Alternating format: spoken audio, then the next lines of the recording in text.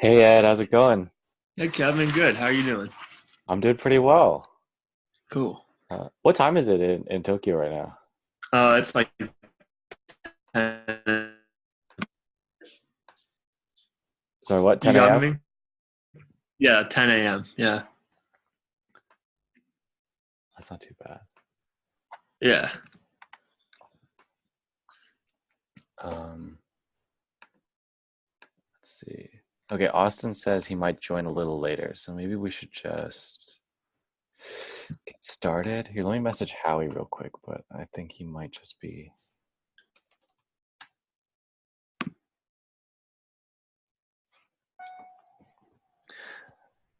Okay, yeah, so this had another week with virtual valuations.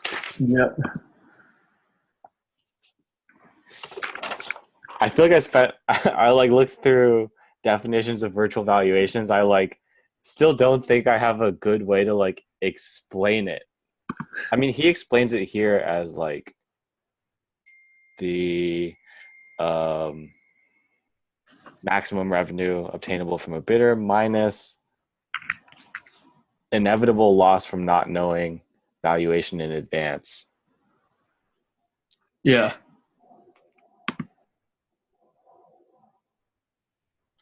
Yeah. Does that feel good or I think it feels okay in that like at least I know there's a formula for it and I know like what changes this formula, right? Like I know, if um if you have like a valuation that's on the low end of your distribution, then you'll have a lower virtual valuation than if say you had the same valuation at like the high end of your distribution.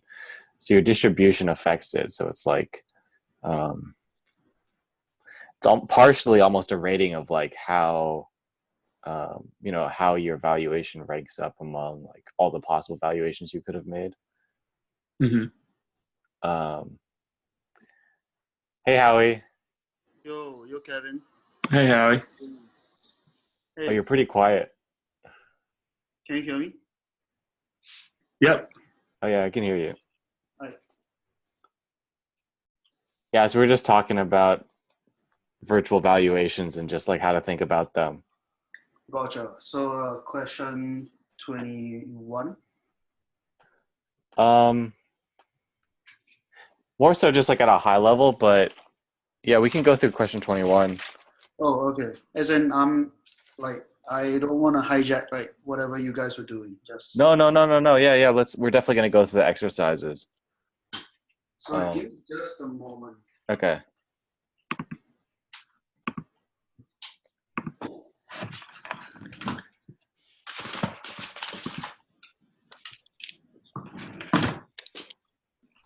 Yeah. But I guess, Ed, it doesn't seem like virtual valuation really exists outside of the context of a way to maximize revenue, like maximizing revenue. So it's like, yeah, it just seems like as long as we understand it in that context as like, maximizing, not wanting negative virtual valuations um, to achieve the highest expected revenue, I think that's enough. Unless we end up using it later for something else. But I looked through Wikipedia and it like all it says is like virtual valuation is just like used for revenue maximization, Oh, okay. Hmm. basically. Yeah, I was thinking of it kind of like, up until this time, we've kind of pretended that the auction designer um is altruistic or something. And now we're giving the auction designer some kind of increased agency or something, some kind of incentive motives for, herself or something. And now the auction designer is trying to guess what the other people's valuations are and are trying to maximize, across that for revenue. So Yeah. and I'm not sure if that helps at all, but that's kind of how I'm looking at it. Yeah, I like that. Yeah, that's exactly how I've been thinking about it too. Cool. So, yeah, should we just jump into the exercises? I guess we could go pretty quickly through the ones we covered last week, and then maybe spend more time on the ones that we were stumped on. Cool. Okay, sounds good. All right, cool. Here, I'll share my screen.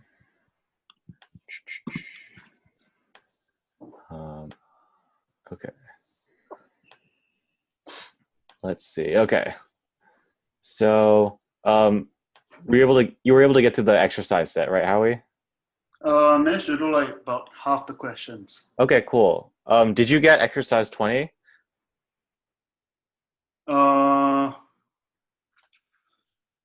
Like I know how to solve for 20B given 20A, but 20A is like, I think it's just statistics or something. I just didn't like, I feel I can figure it out like through like integration or some shit. So I think that's how Ed did it. Yeah, I think that's how we're probably supposed to do it.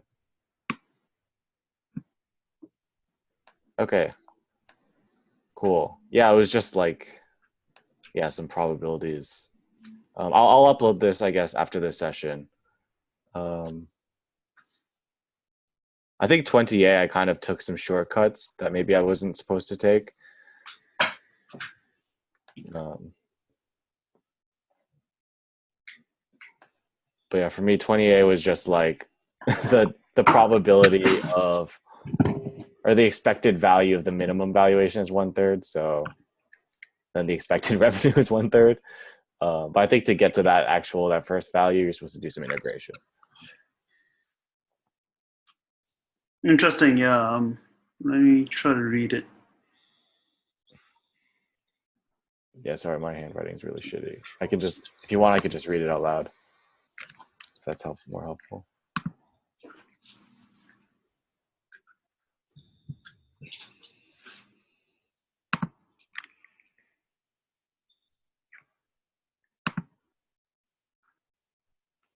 Oh yeah, that's pretty smart. Yeah, since in the two bidder case, you only need to think about the minimum. Mm-hmm. I'm not sure if like that formula like 1/n+1 like. Yeah, like that's something I found on like math.stackexchange. So okay, yeah, he's probably I think right. yeah, Ed had a better method of doing it. Maybe yeah, if we can both probably post our answers afterwards because Ed actually used integration for that. Whoops. Yeah.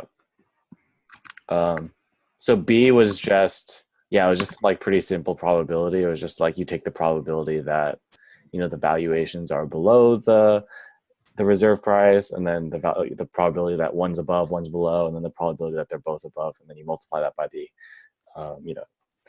the expected value. That gives you just 5/12, which actually works out pretty nicely. Yep.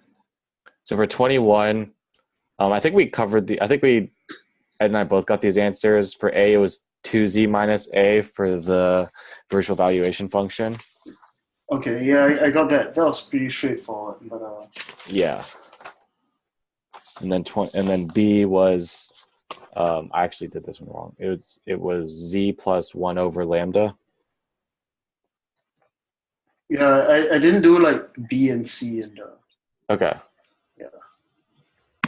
I was trying to like find resources on how like an example of how to do it or something, but there's like literally no resources online. Yeah, it was hard to find it. I think it was, so for B, the exponential distribution with rates lambda greater than 0. I'm trying to remember how I did this. It's been a couple of weeks. Ed, do you remember how we got the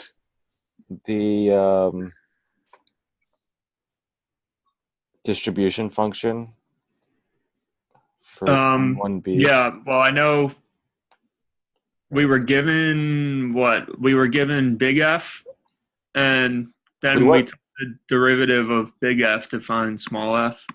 But we weren't given big F. We were just told it was an exponential distribution with a rate of lambda. with rate lambda greater than 0, right? And this just happens to be the typical exponential distribution formula. Right. Yeah, so this is just from Googling like cumulative distribution function, exponential cumulative distribution function of like an exponential distribution. Gotcha. Okay. Okay. Yeah. Then once you have big f of v, small f of v, Then yeah, you just gotta just derive, like take the plug in. derivative. Yeah, and then we plug in, and then some nice things cancel out to get z plus 1 over lambda. Mm-hmm. And then for C, they give you big F. So we just had to take the derivative of that. Let me pull that up. Gotcha. Okay. Cool. Yeah, and so that's what I got. Yeah. Yeah, this time, so I had this totally wrong, so I went back and spruced it up. Yeah. And I ended up with Z, or, oh yeah, you're using Z too. Okay, I ended up with Z plus the fraction Z plus 1 over C. Okay, yeah. Is that? Oh, that's it? Oh, maybe I did this wrong.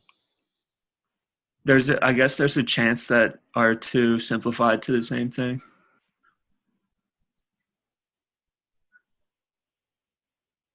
You had Z plus 1 over C? Yeah.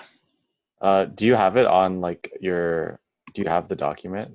I have the document, but I didn't simplify in the document. I was like simplifying in my notebook over like 5 pages. So Okay. there's a chance that it could be wrong, but Let's see. So the derivative, so f of v was, yeah, it was 1 minus 1 over v plus 1 to the c, which is the same thing as 1 minus v plus 1 to the negative c, which is equal to c times, did you get this as little f? let's see. Yeah, I think so. Let me C times V plus 1 to C. Yep. Okay. That's what I got. Okay, cool. All right, so then I guess we can work through the simplifying together. So, okay, so then we get z minus 1 minus f of v. Oh, wait. 1 minus, I forgot the formula. Z minus,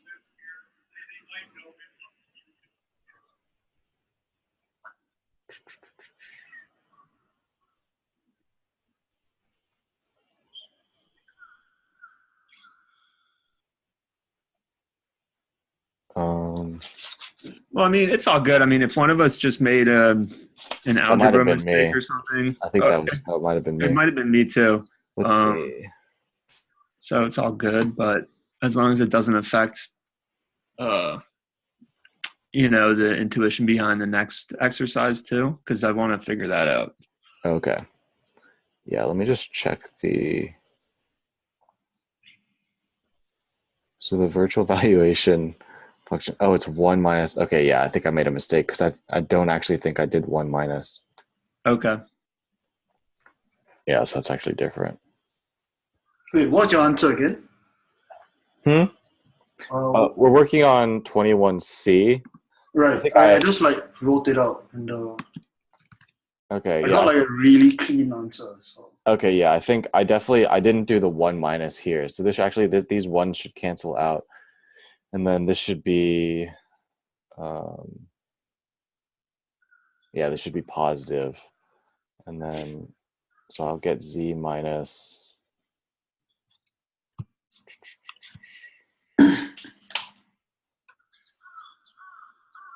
I think it would be z minus 1 over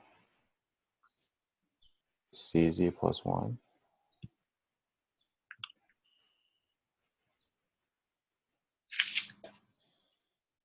Oh, yeah, I think it's right. I think you're right. I think it's the same thing that you got. Yeah. Okay. What did you get, Howie? V minus CV plus C. V minus CV plus C. Okay. So I think the difference is Ed's was like was C to the -1 instead of C, but the same thing. Yeah. Mm-hmm. Yeah, I have Z plus we could say Z plus C to the -1 times Z plus 1. Yeah, I think you're right, actually, Ed. I think Ed might be right. I think it's actually, instead of C for yours, I think it should be 1 over C. Yeah, so I did that wrong. Okay, so I guess, do you have exercise 22, actually, Ed? Because my exercise 22 is going to be wrong, probably. Okay, I don't really have it because, well, just because I'm a piece of crap. But yeah, I'm struggling with this second half of this exercise stat still. Okay. So 22, here, let me. So first of all, is C that distribution that we were just looking at and stuff, and is the virtual valuation function there still regular or still irregular? Let's say. So it was, what was it again? It was, well, so it was Z plus 1 over C plus Z over C. Is there a minus? Plus Z plus 1 over C. Yeah, that's regular, right? You said it was Z plus 1 over C? Z plus 1 over C. Oh, okay. Yeah, that's regular. So I guess regular is just like as you increase Z, is the virtual valuation function always is the output always going to increase? Yeah.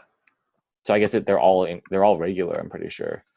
I mean, A definitely is regular, right? Like as we increase Z, Yeah. 2Z minus, or yeah.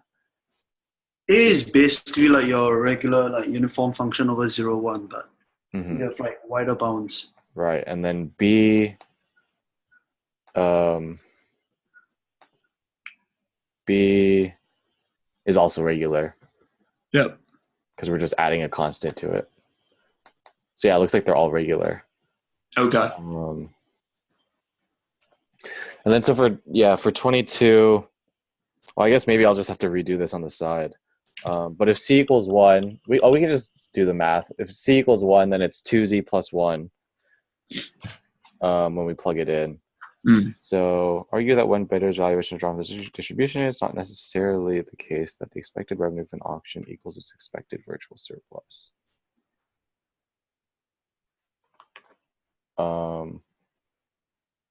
So I think you can make a case here where if it's 2Z plus 1, so when C equals 1, the virtual valuation function of 21C is 2Z plus 1, right? Okay. Because you'll have Z plus 1 over 1. Yep. It seems like there's a case where like if Z is 0, so if like the winning bid is 0, yep, then the virtual valuation is going to be 1, but you definitely didn't get $1 of revenue or like a revenue with a value of 1 because they bid 0. I see. Right? Sorry, can you repeat that again? So 22 asks, argue that it's not necessarily the case that the expected revenue of an auction is equal to its virtual surplus. Okay. The distribution in C. And I think that's because the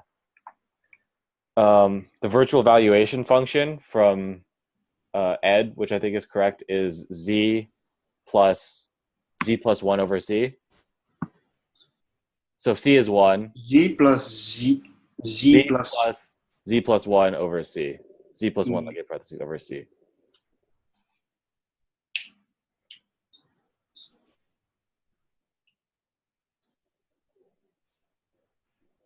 Wait, why is it Z plus 1? Actually, never mind. Like I think it's definitely a regular. Yeah, I probably did some math error somewhere. I think I I think you redid might it have, again, but I think this might be the difference is that, well, okay, like ignore this, but here it should be negative C plus 1 in parentheses. I don't know if you did that when you're calculating it. negative. Like C. I can write out some of the simplification I was doing on Yeah. my LaTeX sheet and Yeah. before I posted it or Yeah, whatever. I can rewrite this one and then I'll post it afterwards. Okay. Okay, but yeah, like using that virtual value function, what was the contradiction for exercise 22 again? Yeah, so for 22, I would get, so actually, yeah, this would be the valuation function, would be 2z plus 1. Mm-hmm.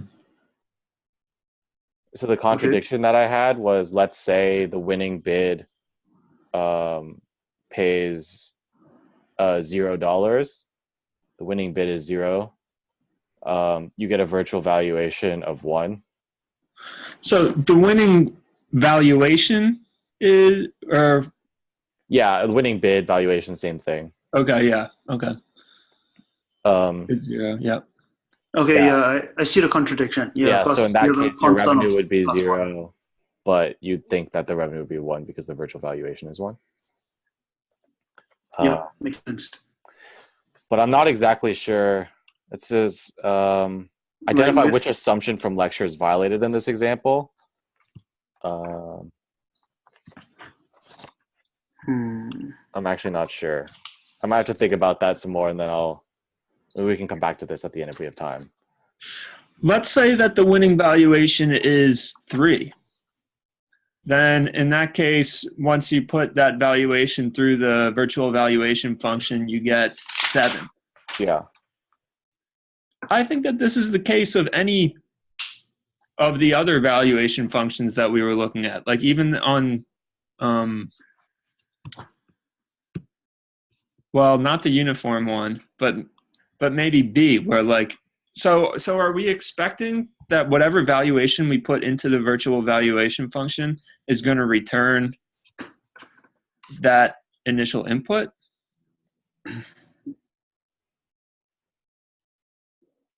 No, right? Like I just want to understand. Yeah. Wait, yeah, you're right. Yeah, so this should be an expected. Sorry. Yeah, you're right. This is expected revenue, not like on a case-by-case basis. Yeah, and yeah, I don't want to. Maybe there's a C. Well, actually, let's see. The C equals 1. Like, I love that you've identified the 0 cases, like this potential. Yeah, but actually, yeah, I think you're right. So I just want to understand, like, what is the problem with the 0 case? Oh, in the 0, I think I can explain it. In the 0 case, using his virtual function, so like, if the winning bid is 0, the auctioneer gets 0. But from his virtual function, 2z plus 1 minus some function of z, is at least 1, right? From his virtual function. No, yeah, so but I get what Ed's saying. There's a disconnect. It's not as if like in a specific case of bids that the virtual surplus equals the revenue. It's just that the expected for like the virtual surplus should be equal to the expected revenue. Like if you have a case where, on a uniform distribution, if someone bids 0, your virtual valuation isn't 0. Right. Your virtual valuation is negative, right? Yeah. And like if your bidder bids, like for the uniform thing, if you bid 0.5, which is the reserve price, his virtual valuation is 0. Yeah. But you have a revenue of 0.5 because Mhm. it's more than the reserve price. Mhm.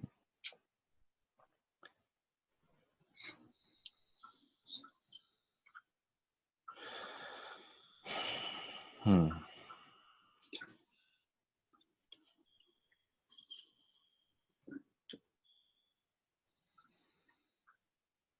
Yeah, I'm not really sure, honestly. I'm not sure actually a good proof for this. I feel like it might have something to do with the fact that it's like never going to be negative, or it's never going to be zero. Because that's the only difference I can see between this virtual valuation and like a uniform distribution. Okay. Because the uniform distribution is like what? It's like 2v 2z Minus minus one. 1. This is 2z plus 1. So there's got to be a difference in the fact that it's can't be negative, maybe. But yeah, I don't know. I think I'll have to think about that a little more.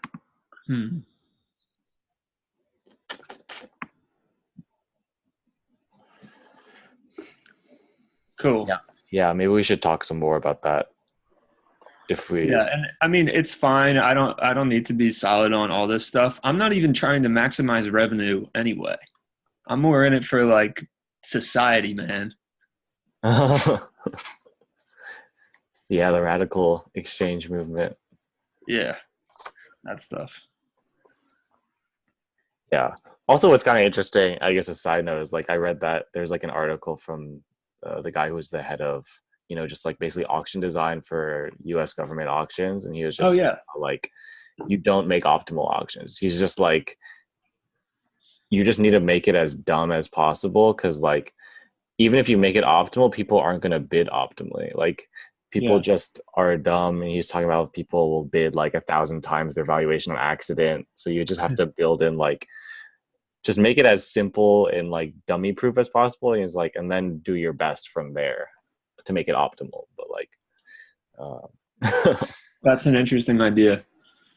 he was, yeah, I thought that was pretty funny. Okay, yeah, maybe we should just move on, and then we'll maybe come back to that if we have time. I don't really know. I don't have a good answer for it right now, and I Cool. don't want to take too much time just thinking. Yeah, thanks for taking the sounds time good. to chat.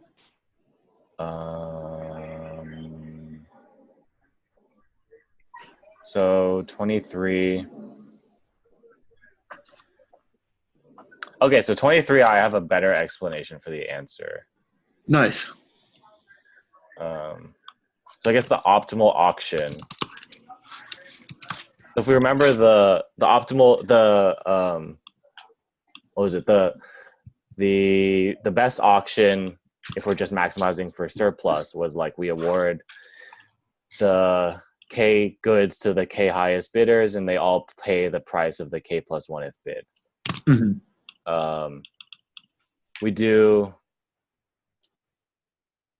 I think we do the same thing with virtual valuations for this. So we'll order by virtual valuation and pick the K highest virtual valuations. Oh, no, wait. Would there be a difference? Wait. Oh, no, yeah, there wouldn't be a difference with there. Yeah, I think like As long as it's regular. Yeah, so there wouldn't be a difference. So you pick the K highest bidders, and then they all pay either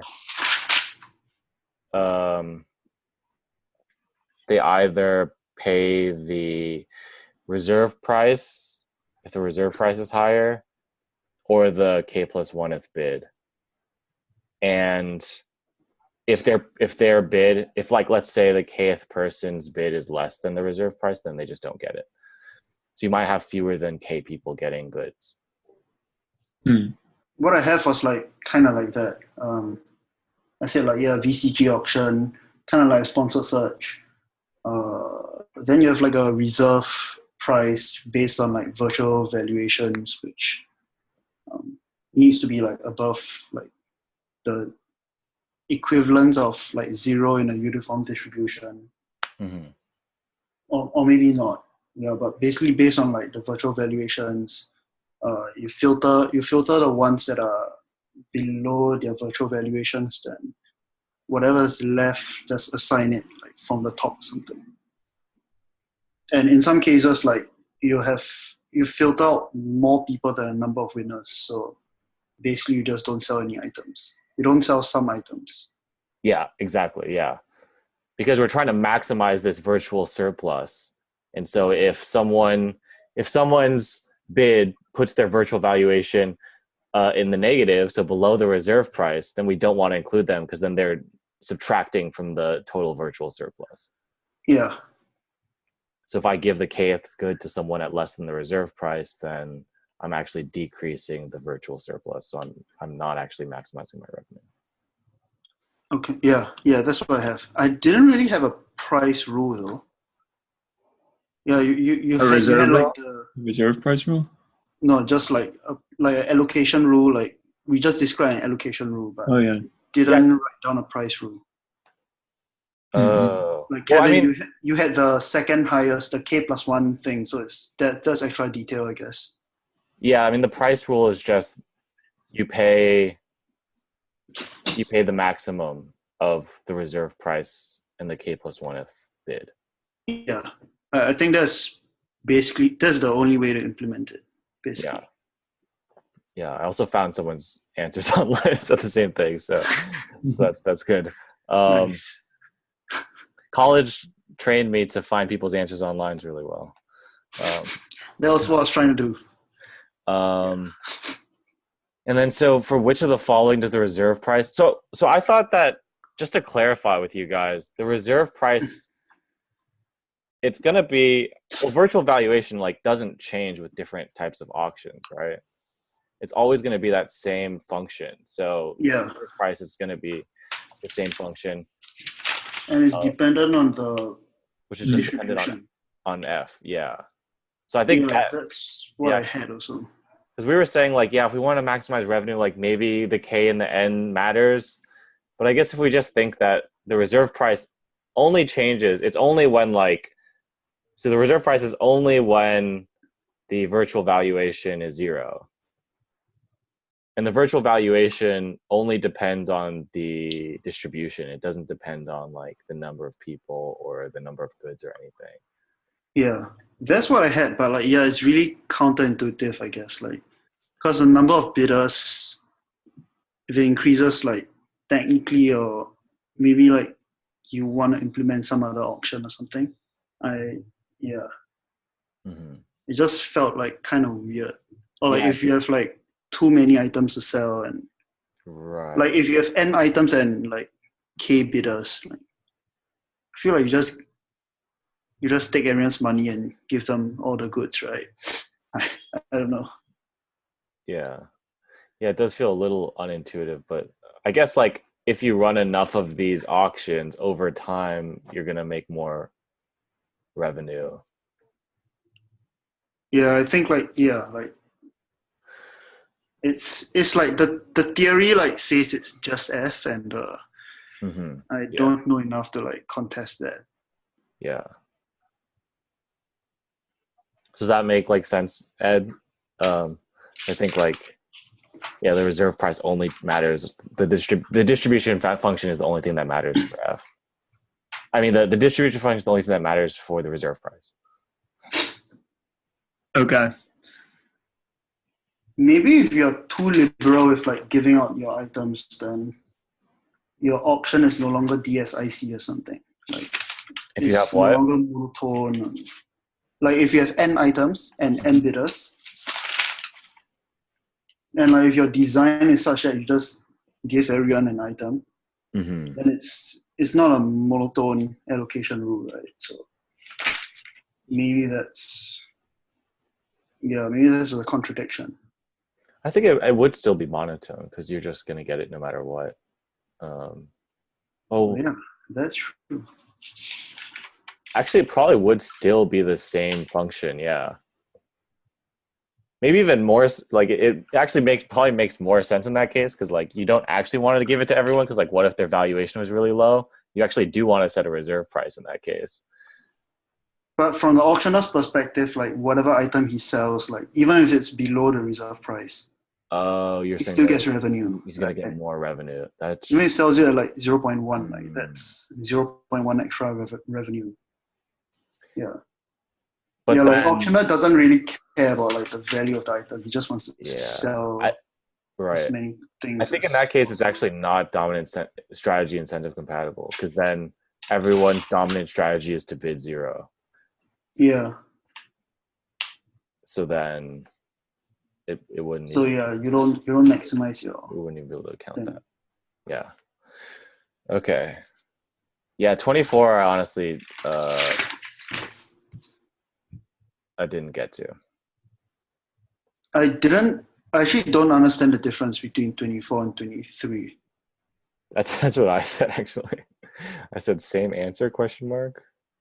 Yeah, I I wrote misunderstood the same. question. Um, Like the only difference is like the K goods are not identical, but mhm.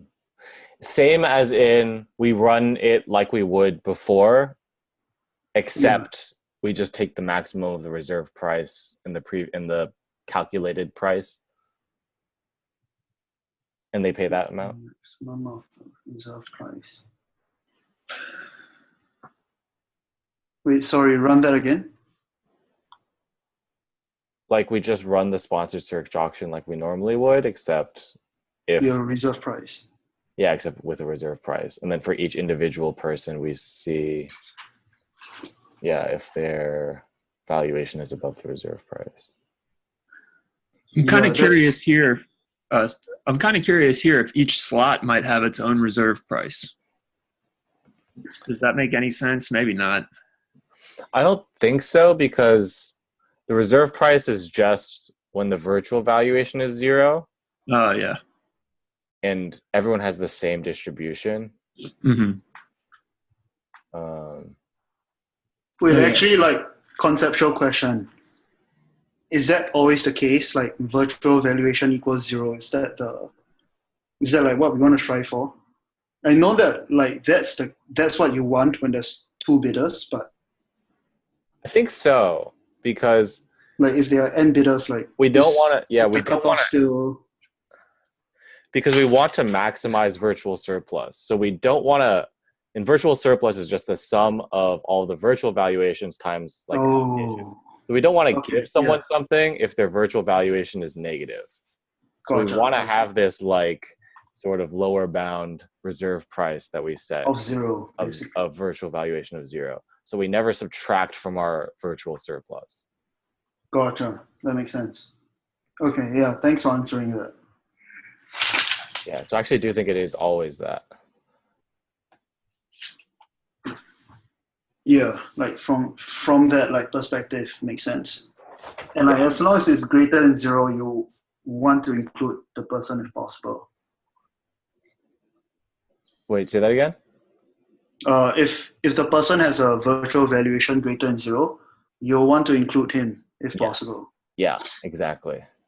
For sure. Um, okay, cool. So yeah, so Yeah, I think I that's don't I don't really understand like question 24. I mhm. feel like yeah, it shouldn't be that easy, right? Just writing like same. Mhm. Yeah, I don't know. I think it's the same. If we just think like, yeah, we're trying to maximize the virtual surplus. So we just set a price where we say like, we're not going to include you. We're not going to give you ads if you're going to decrease our revenue. So we're not going to give you ads if you're below our reserve price. And if you offered more than the reserve price, then we'll give you a price of either the reserve price or whatever, calculating the like area under the curve, that Yeah, valuation, that payment function that we did in the last section. I think that makes sense. it makes sense. That's what I'll do. Yeah.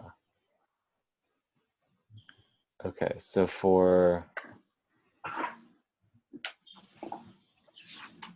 let's see, 25.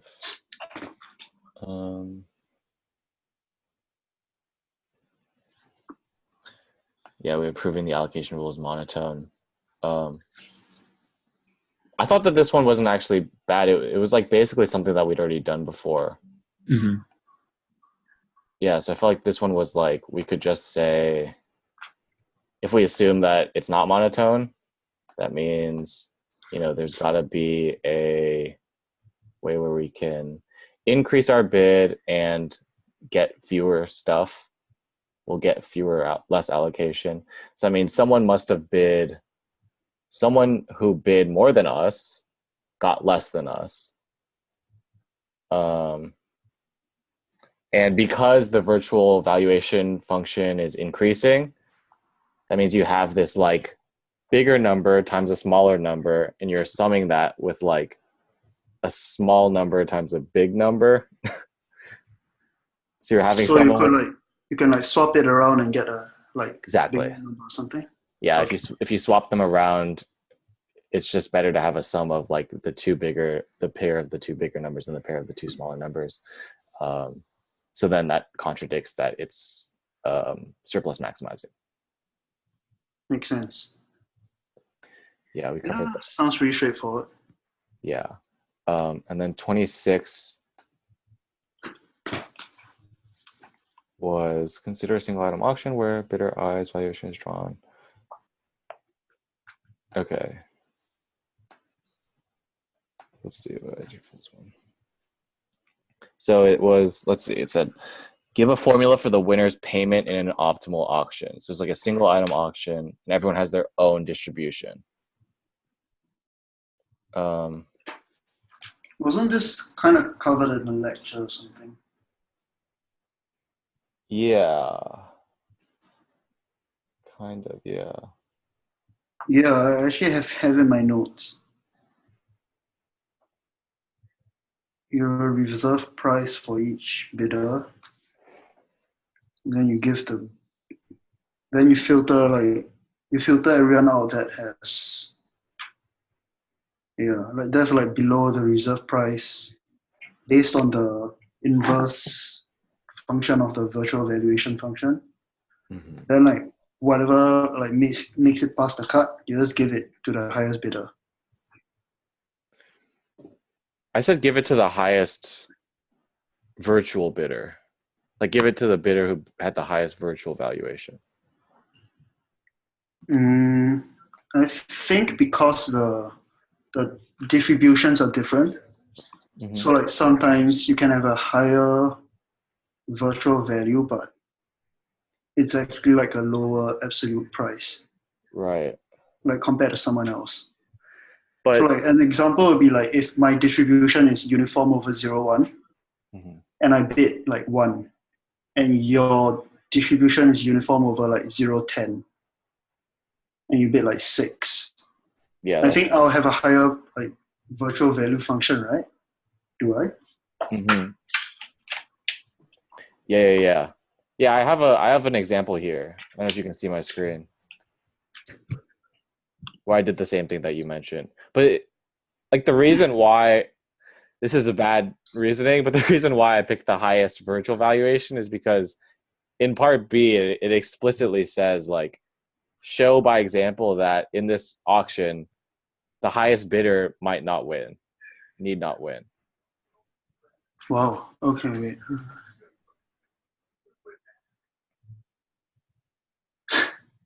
So I'm pretty sure that I think I found something online actually, if I can pull that up, where they pick by highest virtual valuation. In an optimal auction.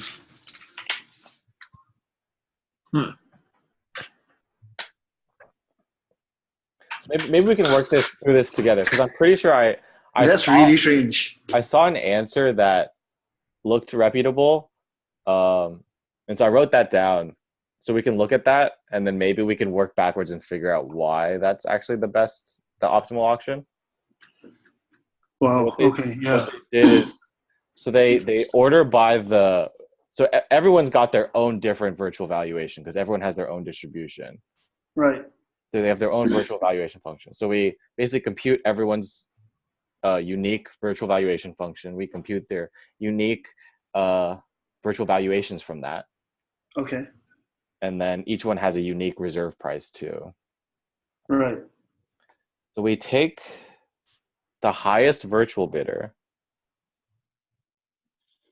and we give them, we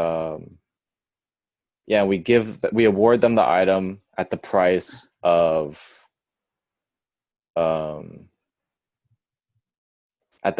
either their reserve price, or we give it to them at the bid at which their virtual valuation function is equal to the second highest virtual valuation. So actually, I guess I do understand why we don't just award it to the highest bidder. Okay, I'm still not understanding. Can you explain it? Yeah.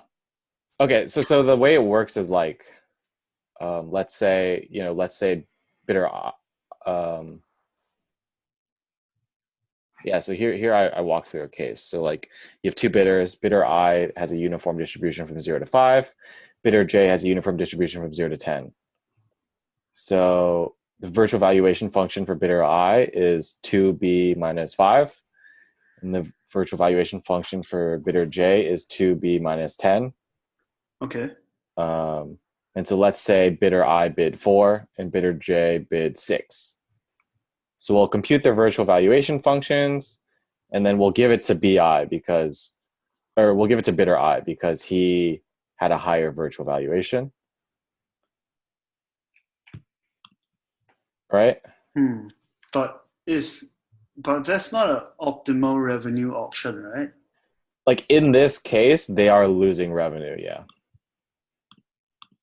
I understand like from that approach, like it's really clean, right? Like it answers like all the questions, and like I feel like based on how homeworks are usually set, like this feels like the right answer.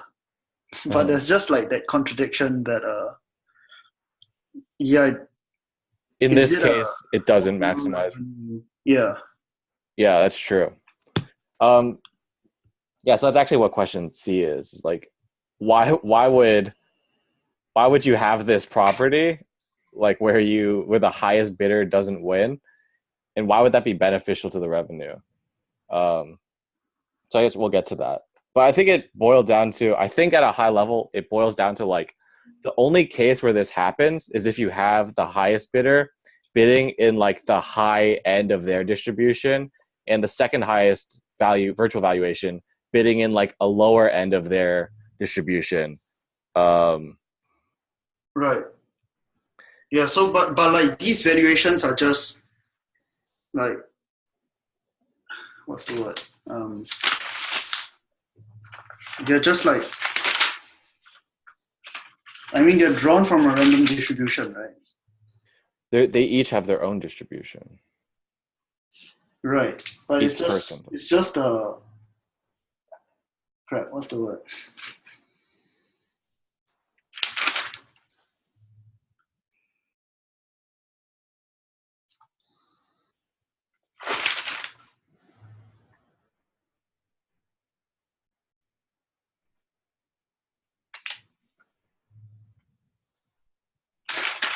Well, isn't it like, sure, they're, given a set of distributions here and bids, like maybe there's bids that when picked from each bidder's distribution are not the optimal, don't seem to work out as far as revenue goes. But the point is that on average, given these distributions, we expect this design to maximize revenue. Yeah, exactly. Yep. But like, I just don't see how that would. Sorry, can you repeat that again? Yeah, let me see.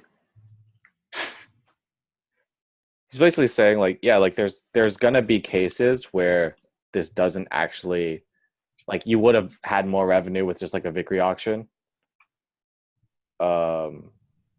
But on average, like the expected revenue, so if you run enough of these auctions with different distributions and you're really randomly picking from the distribution, with the same distributions, just new values. Yeah, exactly. Yeah, we would just keep running it again and Choose again. new values. We'll make more revenue in the long run, because of this reserve price that we added. Right. As in, I'm not like the reserve price is definitely like the way to go. Mm-hmm. But it's just like, how do you choose the winner out of like everyone else you filtered out? So like step one is you filter based on like reserve price, right? Or reserve, yeah. Then like the step two is like you choose a winner like from the remaining pool of like people that made the cut. Yeah. So like yeah, like I don't understand why would you choose someone with a higher virtual valuation. Yeah. Yeah, because like in some cases the guy with the higher virtual valuation might not Have the paying highest more. bid. Exactly. Yeah. I think it's because like, yes, in some cases that is true. Probably a lot of cases. Let's say depending on the distribution, like maybe in 5% of cases given two distributions, that's the case. But Right. like the other 95% of value pairs picked from those two distributions, then it's gonna actually intuitively be like, oh, good, this is maximizing revenue. But maximize. Okay, so like using that example, like the 5% and 95%, wouldn't it be more like in 95% of cases, both like choosing the highest virtual valuation and choosing the highest price guy, like both make you the same money, but in that 5%, like where there's a disparity between, you know, the guy with the highest virtual valuation doesn't have the highest bid, then you actually lose money. So like overall, like it's suboptimal. At least that's my understanding. Mm-hmm. Because like, yeah, like if you choose the guy with the highest bid, that's definitely optimal, right? Yeah. You can't do any better than that. So I guess I worked through some like, I mean, we could just, it'd be fun to like write a program to do this. So I guess like in this case, right? Like if we work through this case, I was thinking like, you know, in what cases, you know, would you get more, and in which cases would you get less? So like let's just think about this specific case, maybe, right? Sure. So let's say, so let's say they both, I don't know, let's say they bid like 5 and 10, for example. Okay. So in that case, the person who wins,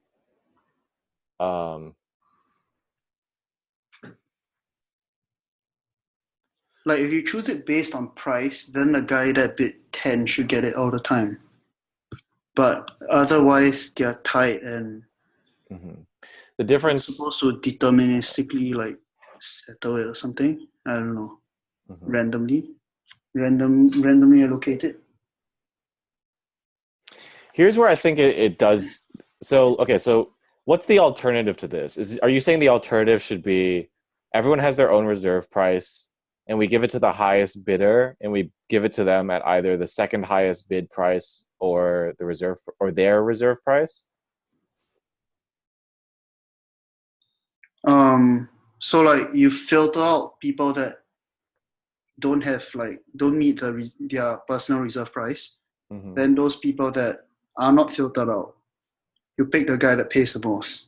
Then like whatever he pays is like the second highest price, I guess. Or okay. Yeah, like you just run a VCG on like the remaining participants. What if without like thinking about virtual valuations or anything, or reserve prices?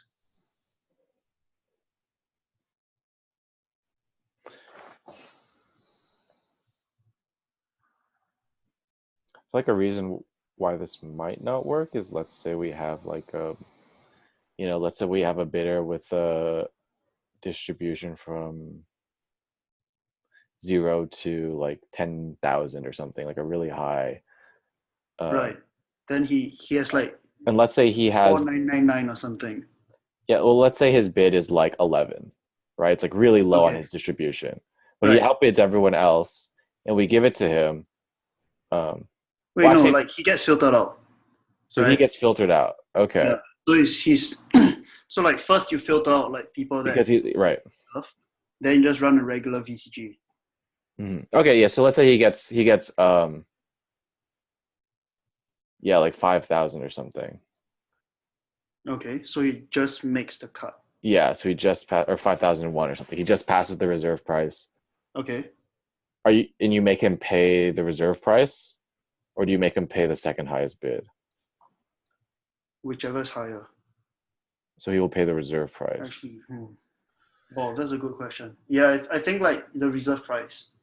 You know, want him to pay the reserve price in a case. I mean, he's willing to pay 5,001, right? So Yeah. he's still a surplus. It's still DSIC. Mm-hmm.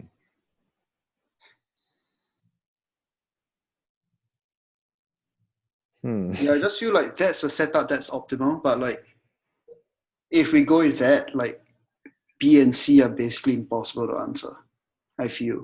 Yeah, that was my reason, because that feels intuitively like it makes the most sense. But I just Yeah, feel like I just but like, probably just don't have a strong enough understanding of statistics to realize that like in the long term it's actually not the best. Um,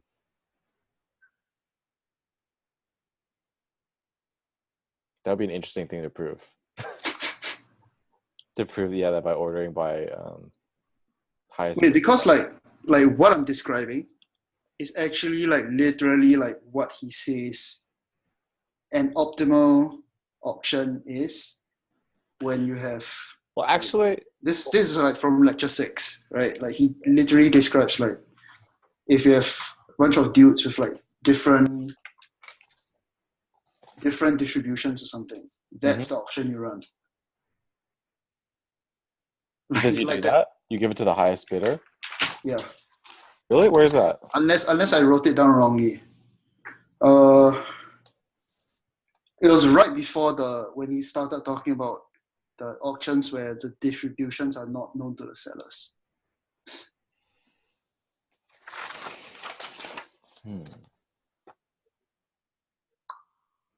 And that is like a hot research area in like when it was in 2013. Okay. And that was after. I don't remember that part. I mean, it seems like intuitively from his formula, that's like. It's right after the profit inequality thing. Okay. So like he did profit inequality. Yeah, simple single item auctions. Then after that, it was application of the profit inequality. Yeah. Then after that, he mentioned like this is how you implement it.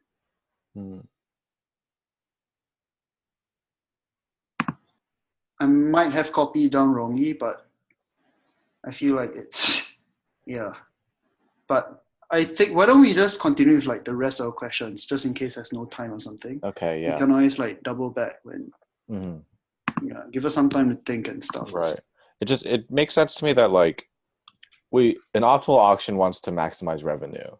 And he kind of showed that to maximize revenue, we want to maximize the virtual surplus. And in this case, virtual surplus is maximized if we give the if we give the item to the person with the highest virtual valuation.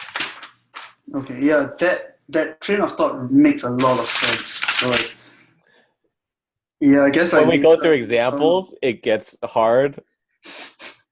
I feel like that's the way of classes all the time. Like in lecture, it's like so straightforward, and like the homework problems are just so fucked up.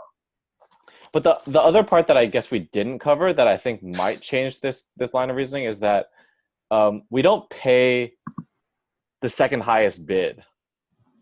You know, if the reserve, let's say we're like way above the reserve price, and the second highest bidder bid above our reserve price, we don't necessarily pay that amount. We bid the amount. If we take their virtual valuation, the highest bidder will pay the amount so that their own virtual valuation. So like let's say the highest bidder is bidder 1 and the second highest bidder is bidder 2. Bidder 1 will pay they will pay the amount at which when they plug that value into bidder 1's virtual valuation function, it gets the value of bidder two's virtual valuation. So like in this case, I went through this one. So in this case, we're allocating to bidder I, even though he bid less, and he pays. So we'll calculate. Bidder J, the second highest bidder, had a virtual valuation of 2. Right. So we actually take the inverse virtual valuation for bidder I of 2, and that's like, if this is 2, we do 2 is equal to 2b minus 5. So that gives us 7 halves. So you'll actually be paying 3.5. Wait, so you pay more than your bid? Oh no, your bid was 4. Okay. Yeah, your bid was 4. But I feel like this actually does, in the long run, this actually does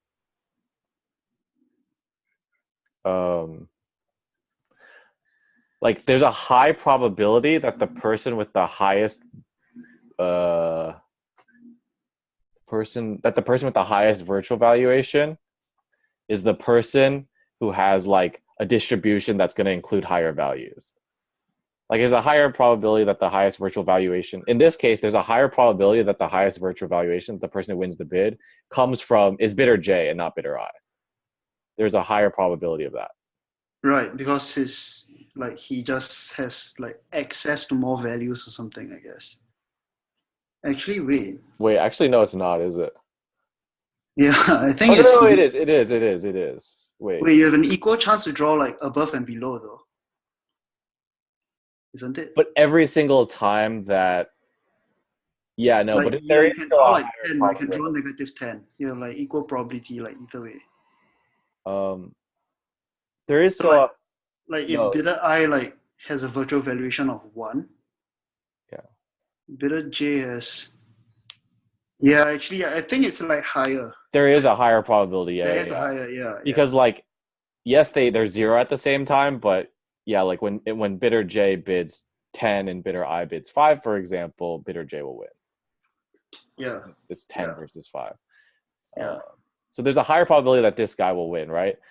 Yeah. So there's a very high chance that the second highest bidder is from like a distribution that's maybe like has a higher probability of getting lower values. So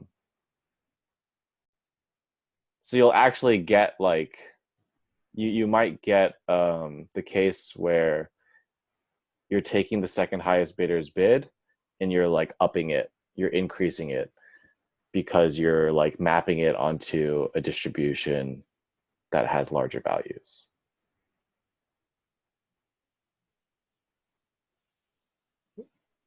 Does that make sense? Yeah, I'm still thinking if like bidder J, like the virtual value function is, you can think of it as a random variable also, right? Mm-hmm. It just like transposes like random variable 1 to like RV2. Shit, I actually feel like it's like they have the same likelihood of winning. No, they don't have the same probability of winning. Because like if bidder J draws like from, what's it, like 7.5 to 10, yeah, he instantly wins, right? He what? He instantly wins. Yeah. Because if he draws like 7.5, that's 2 times 7.5 minus right, 10. right. Yeah, he'll always win. Yeah, he always win. But at the same time, if he draws from like 0 to 2.5,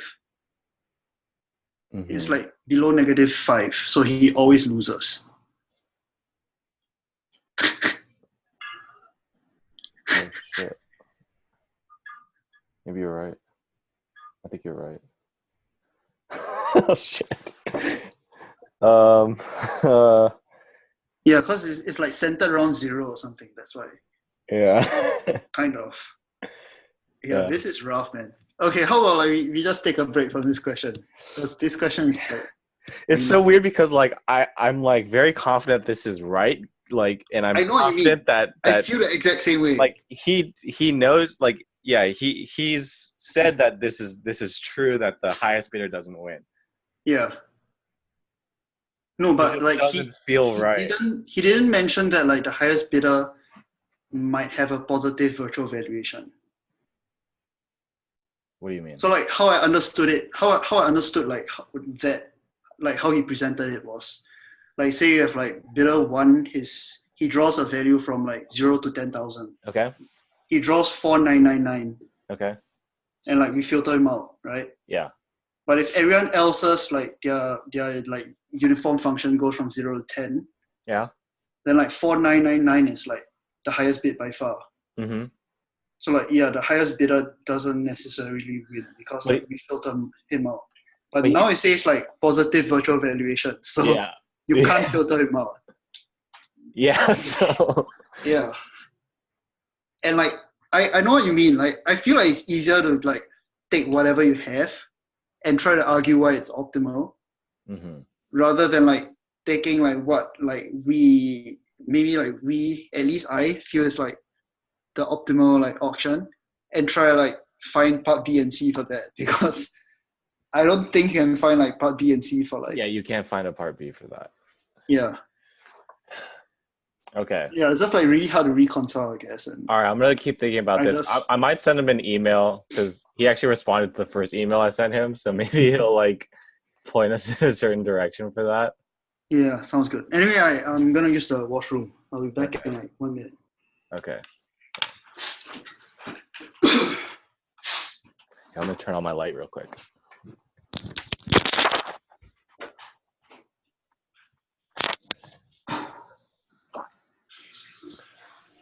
Oh man, I guess I didn't prep enough this time.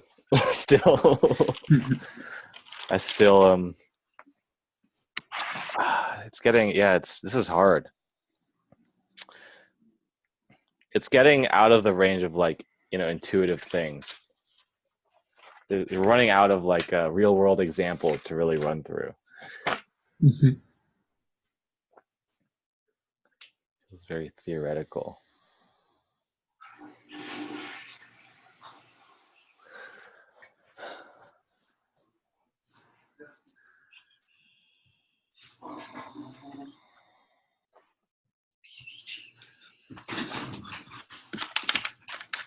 It's just like I think a lot of these cases they feel so different depending on what the different distributions are. Like if we're running through an example, like this example clearly depends on like what distributions I chose. I guess there's like an infinite range of what distributions could be. Yeah. That's what's kind of confusing. It makes it hard to think about this because we can't like really generalize this for a specific case of distributions. Maybe I don't know. Maybe that's the flaw in this, like in going through these examples. Because I think you're right in this case. With this example, I don't think it's like if we knew that these were the distributions, it probably wouldn't be optimal to do this. Yeah, it's like really strange. Yeah, it's like a little bit. Yeah. Can I give one more example that we can think about? Sure, yeah. All right, so imagine an auction where, let's say, there's two bidders, and one has a uniform distribution on the interval 0 through 10. Mm-hmm. And then the other person has a distribution where 99.99999% of the time they're bidding 0, and then the other 0.000001% they're bidding 1,000,000. Okay. Or like some very large value. Yeah. So then does that kind of extreme scenario help us think through this at all? I wonder what I can't really remember like what the criteria was, but was the criteria like monotonicity or was it strictly increasing? Because like the function that Ed just described, it's a monotone function, but it's not strictly increasing. I just can't remember the criteria off the top of my head. And I can't find it here. Why is it not strictly increasing? Because there are some periods where like it's like the same. It is non-decreasing, but it is not strictly increasing. Oh, I see. Yeah, like strictly increasing is non-decreasing without the Oh, yeah. without the equal like thing. Okay, assuming like it's just monotone because that's what I found in my notes. Yeah, I think that is. So I guess in that case, most of the time, that guy would not, the million dude would not win because his virtual, his like reserve price would probably be above zero. So most of the time he wouldn't win because his price, if he bid zero. Yeah, and in fact, it might make sense to design like totally excluding him, which in effect I think we'll be doing, given by the rules that of the course or whatever. But and maybe that's what we're doing here. It's kind of like, oh, like this is so unlikely to happen that like basically we're just going to optimize for bidder one, the person who has like a normal nice uniform distribution between 0 and 10, and then because we're most likely to kind of get the most revenue from setting a reserve price of 5 there, and then I don't know. Yeah. I guess in Howie's example auction, though, you would still probably be paying 5. Because he's saying you use the reserve price, but then you take the highest bid. But I think in your case, they'd probably act pretty similar, because like either you get 0 and you lose the auction, or you get 1 million and you win the auction. So then I think both of those auctions would probably be the same. They'd have the same output. Okay. I was hoping that the million guy would bet 1 million and lose the auction. And I don't know. Not really, because he'll be at the top of his range in terms of virtual value function. Okay. Yeah, you have a really high virtual valuation. Yeah. Oh, okay. I see. So I'm not sure if my example helps illustrate this, what we're trying to untangle from 26. Yeah. I was thinking of like, what if like something in the middle happens? I don't know. I don't even know if that's possible. So like you have a positive virtual value function, but the random value like is actually like you draw a value out from it and it's 0.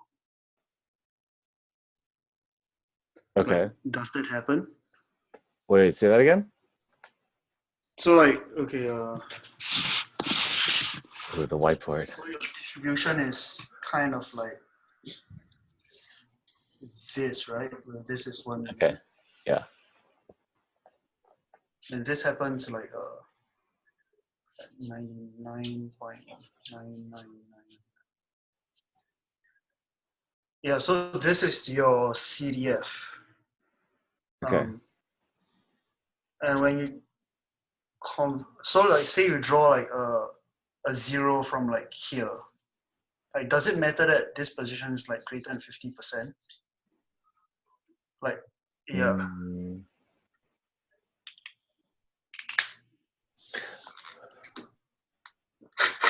Just additional question to think about.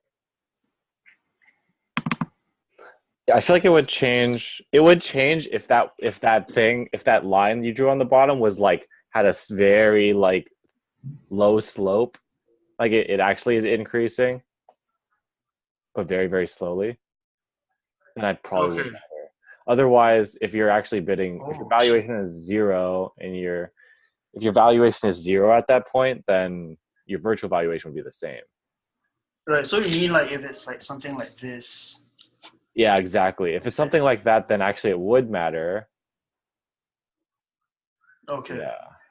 Yeah, so I guess in that case, yes. So in this case, and let's say that slope only goes up to like 1 or something. It's like really, really small.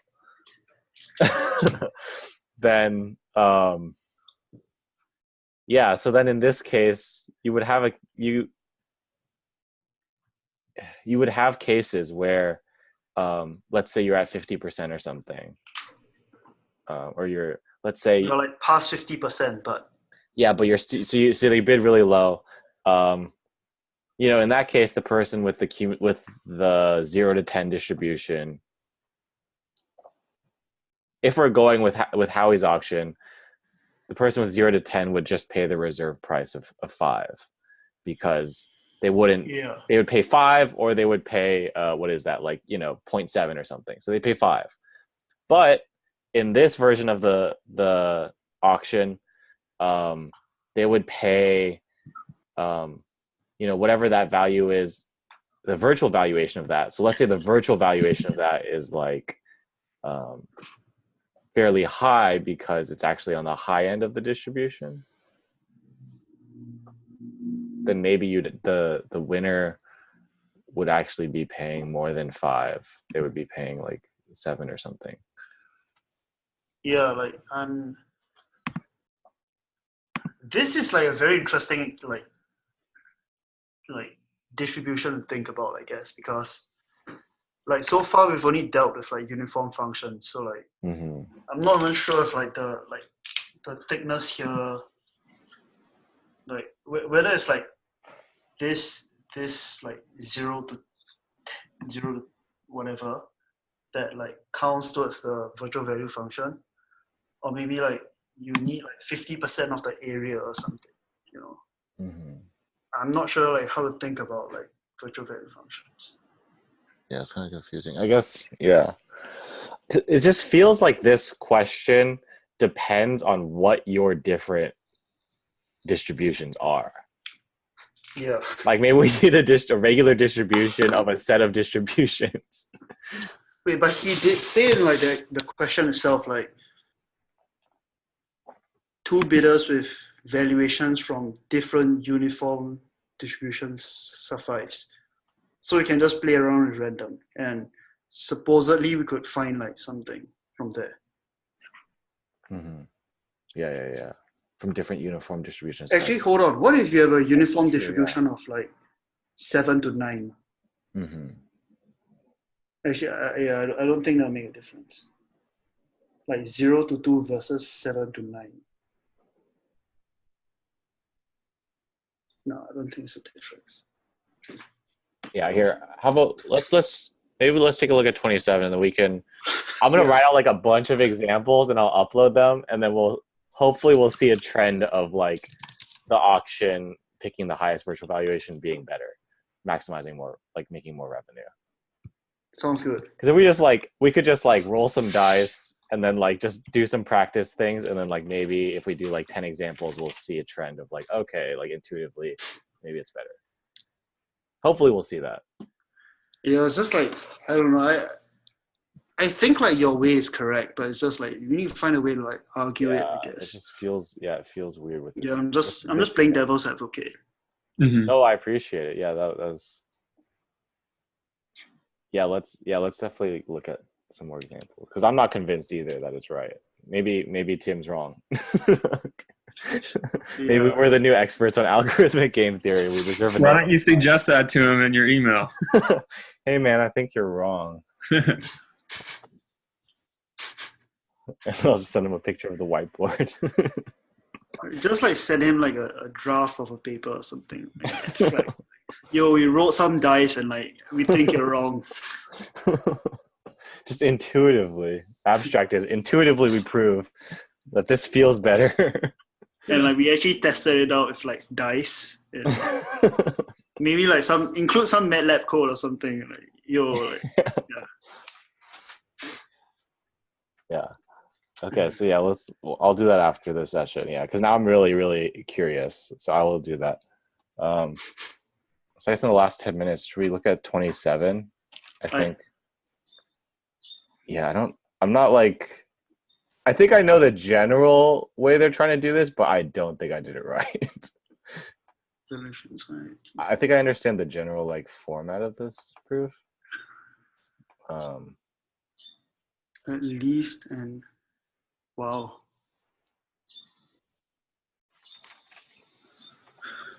Jesus. Okay. So prove that the Vickrey auction's expected revenue is at least n minus 1 over n times that of the optimal auction, the same number of n bidders. So the Bulau-Klempler theorem says,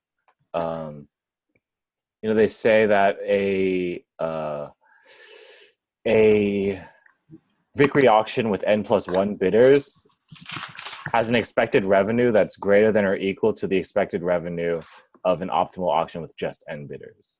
Yeah. Okay. So essentially what that means is adding one bidder to a Vickrey auction is just as good, is better, just as good or better than switching that Vickrey auction to an optimal auction.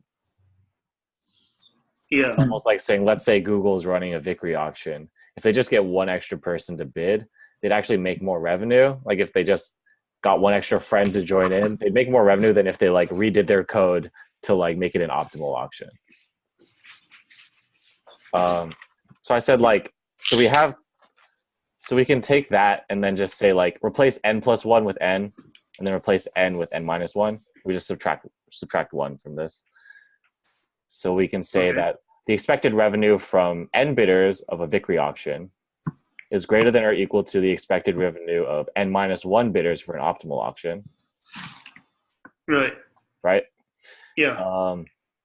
And then somehow we have to prove that the expected revenue of n minus 1 bidders in an optimal auction is greater than or equal to n minus 1 over n times the expected revenue if there's n bidders in an optimal auction. So we're trying to prove that adding a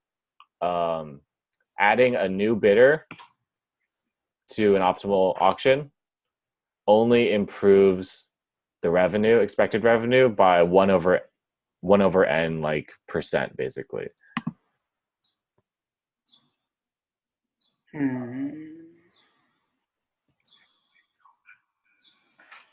Wow.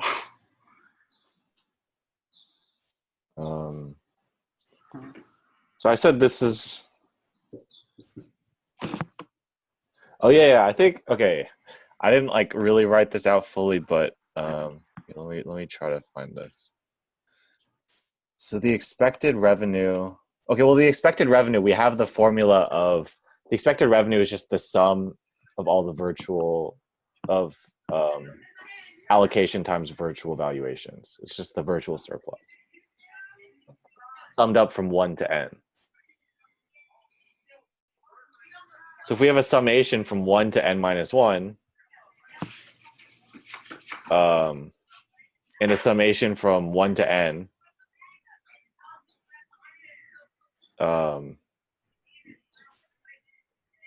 we're only adding,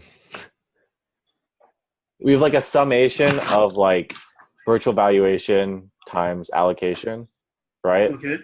That's the revenue. That's the expected revenue.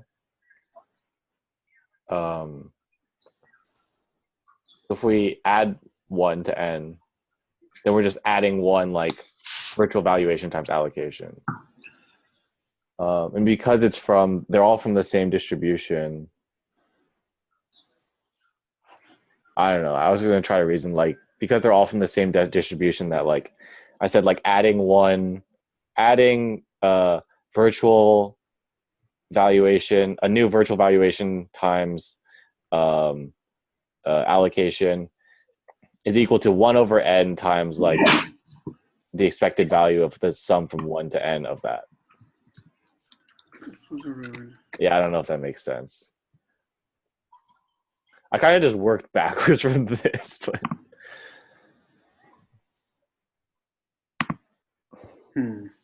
So I was just saying like the expected value of some virtual valuation from this distribution times the allocation that it gets. It's going to be equal, right? They're all going to be equal. The expected value is all going to be equal. So we're just adding 1. So we're summing from 1 to n of that. So we basically just get n times the expected value is just n times the expected value of n times the expected value of this, This question is kind of hard, actually. So if we just add one extra one of those, that's just that's equal to. Wait, but can we like just add it like that? I feel like my stats background is not strong enough for this, and my understanding of like random variables and He does give a hint. He says like, what is the added? When we add one new bidder, how much can the maximum possible expected revenue increase?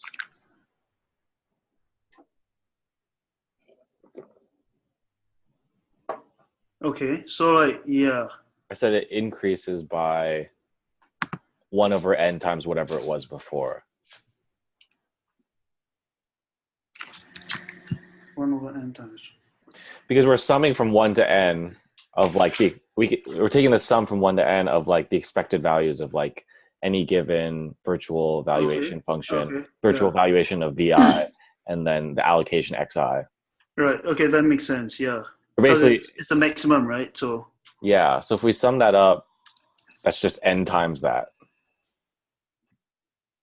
And so if we add an extra one, that just adds that adds 1 over n of it. Or, then you just have n plus 1 times that. Wow. Okay. Expectations. Shit, it says maximum, but at the same time, we are dealing with like expectations of like. Yeah, it's kind of confusing.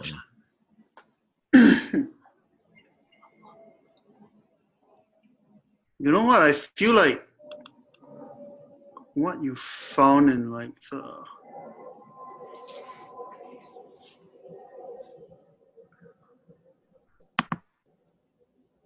Oh, never mind.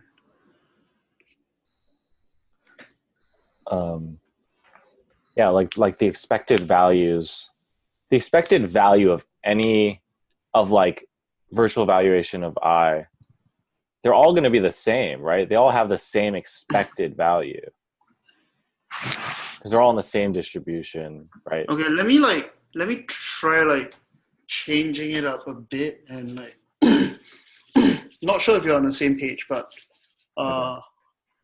so like from your first question, exercise 20, you had something which was like 1 over n plus 1, right?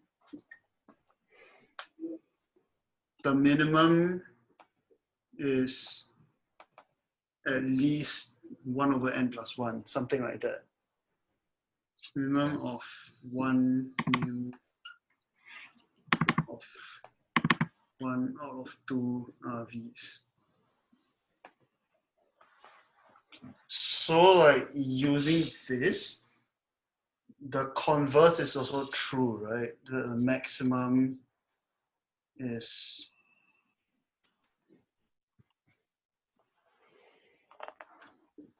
does this make sense? I'm just okay, so I'll just like walk through my thought process, I guess. Yeah. I'm just converting a maximum. So like when we plug it into this, I mean exercise 27 is about maximums because you're thinking of like maximum revenue, that kind of thing. Yeah, I feel like this in this form can link to like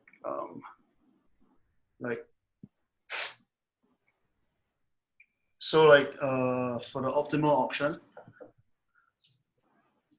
and then like optimal with like n, optimal option n plus 1. If you add a new bidder and it's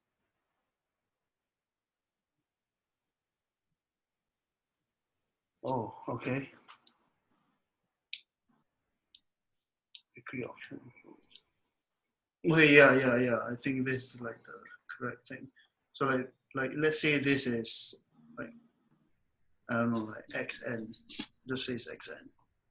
Then here you have like xn plus 1 over n, something like that.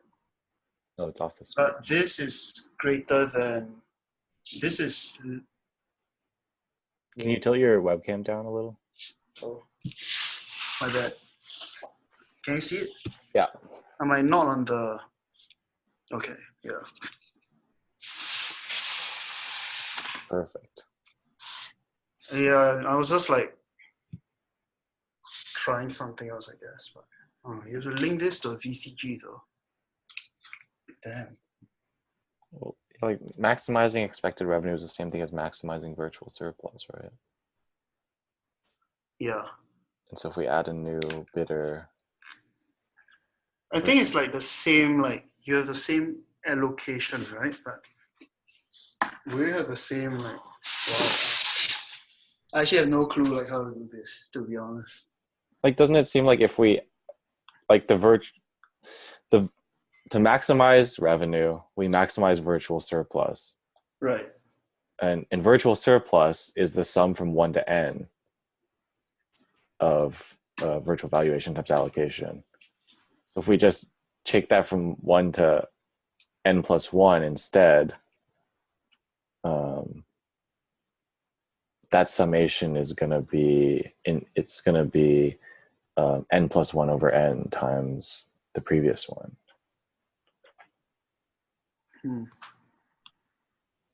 Maybe. I'm not sure. Like, I think I need to like think about this. Like, it's like yeah. Yeah. Okay. Yeah. Like, if you post your answers, like, I'll just take a look and Okay. yeah. Yeah. Like, I don't know if mine's post a reply or something, and can do it like asynchronously or something. Yeah. okay.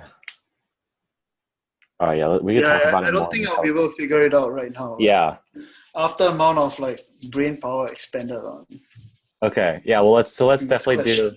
So in Telegram, we can just sort of follow up with 27, and then maybe we could do. I'm going to do some examples for exercise 26, so maybe we can understand the intuition behind it.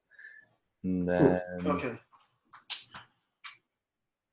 Yeah, I think that's it then. I think we got everything else. Sounds good. Sounds good. Cool. Yeah, thanks for like all the answers, and this session was really, really. Yeah, this is fun. I feel like I'm like learning a lot like through these discussions. Like the lecture alone isn't enough to. I'm with you. Yeah, this is definitely really helpful. Thank you guys so much. I definitely wouldn't be able to. Yeah, I definitely wouldn't have as good of an understanding without being able to go through it with you guys. Awesome. So thanks so much. Yeah, maybe for next session. I mean, this was pretty dense. I think like 2 weeks was like perfect for this. Mm-hmm. So maybe we can like, spend a couple of days like reviewing the last parts of this, and then maybe just do like one more lecture and then do half of exercise set 4 for next week. Sounds good. If that sounds good. Sounds good. And then we can just move at like half of their speed pace. Okay. What do you guys think? I'll try to like get that, but this week is kind of busy for me. Okay. I have like a project coming up, a couple of interviews, that kind of thing. Okay, yeah, no problem. Well, we could just do, the week after that as well. We can just like recap the first half of exercise set 4. Yeah, kind of like what we did these past couple weeks too. Yeah, exactly. Sounds good. Yeah, like worst case, we'll post stuff too after that. So okay, cool. Yeah. Well, good luck on I should be interview. pretty free. So yeah. Awesome. Thanks, guys. Good luck on your interviews. Thank you. Yeah. All right. Well, thank you guys so much. All right. Thanks, Kevin. Thanks, Howie. Thanks, All Ed. right. All right. See you guys next week. Kevin. Later, guys. All right. Bye.